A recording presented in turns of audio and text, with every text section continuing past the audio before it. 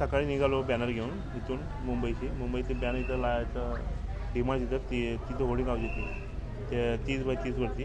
तर त्याला बोलो तू काम चालू कर, मी स्टेशनला जाऊन येतो पेपर घेऊन, मी तिकडचं काम म्हणजे पेपर घेऊन येतो, मग आपण लोक काम करू.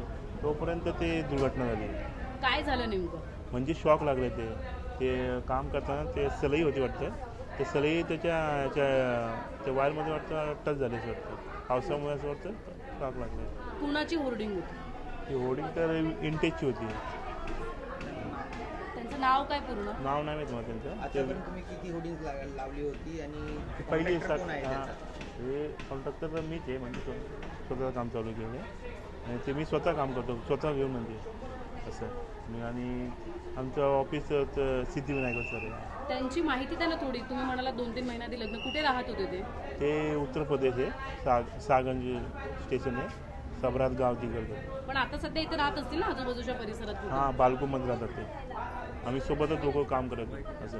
किती एज आहे त्यांचं वय? असं 24-25 असं. नाव नाही माहिती तुम्हाला? नाव माहिती नाही. इंद्रेश राजभरे. पूर्ण नाव काय? इंद्रेश कुमार राजभरे असं नाव. त्याच्या कुटुंबियांना सांगितलं तुम्ही? कुटुंबियांना कळवलं का? हां, कुटुंबीने बोलवले, ते बालकोनची इथे येत आहेत ते.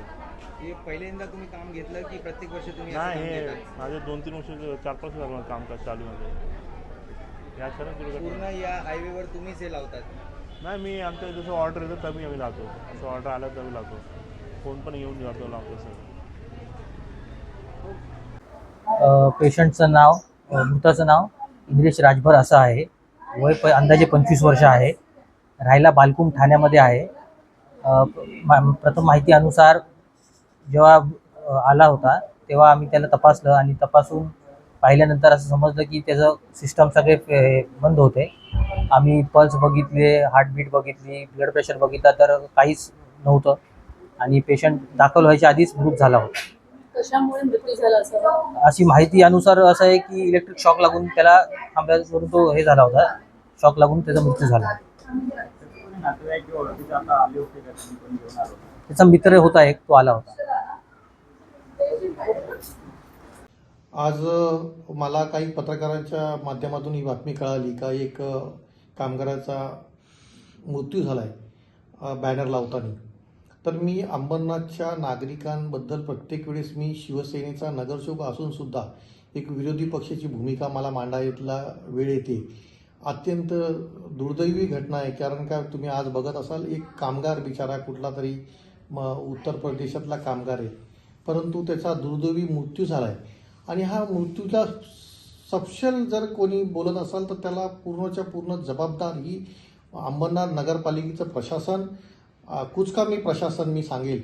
आणि आमच्या आज सत्तेमध्ये बसलेल्या आमच्या नगराध्यक्ष मॅडम, मी यांच्यावर सरळ आरोप करतोय का मी आज 6 सभेमध्ये मी हा प्रश्न मांडत आलेलो आहे का एक तर तुम्ही अनाधिकृत होर्डिंग्स कटिंग करा. आज अंबरनाथ शहराचं जे प्रशासन आहे तातूर मातूर उत्तरं देऊन प्रत्येक वेळेस ह्या सभेला टाळत आलेले आहे.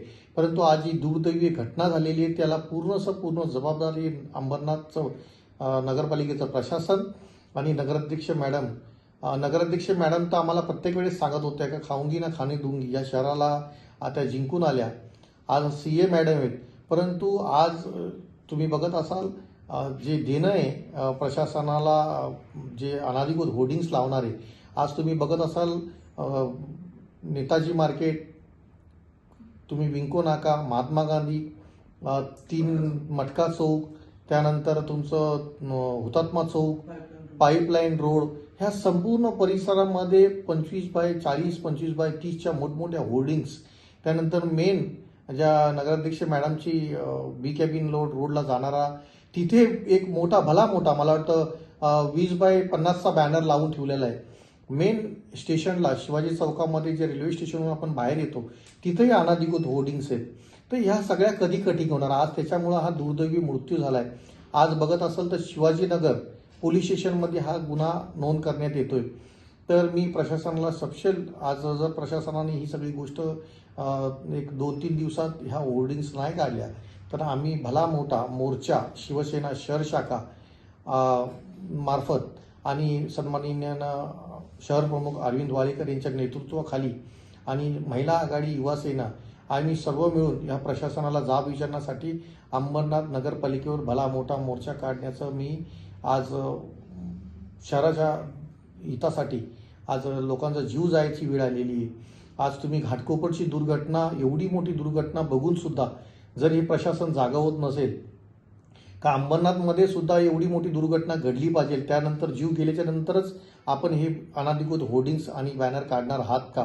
कारण का आज अंबरनाथमध्ये एक कामगाराचा मृत्यू झाला आहे, तर त्याचप्रमाणे जर शाळकरी मुलं असतील, अंबरनाथ स्टेशन शिवाजी चौकामध्ये जर जाणारे येणारे नागरिक जर त्याच्यावर हा मोठा बॅनर जर पडला तर त्याचा जबाबदार कोण राहणार? तर मी एवढंच सांगेल का प्रशासनाला जर त्वरित जर आपण कारवाई नाही केली तर आम्ही भला मोठा मोर्चा अंबरनाथ नगरपालिकेवर काढू.